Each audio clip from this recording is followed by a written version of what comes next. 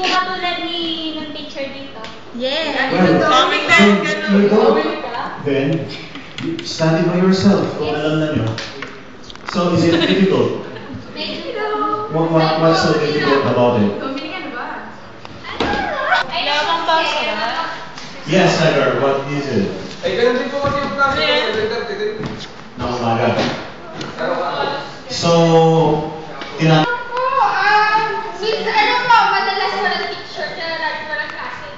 okay. Hindi dumarating ang teachers?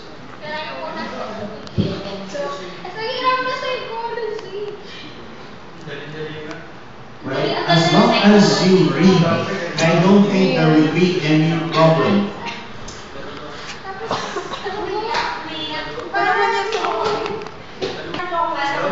Lesson na hindi naiintindihan ko. Pero afterwards, na-understand ko rin naman. Most of you prefer not to study. Ouch! It hurts! It hurts from the heart!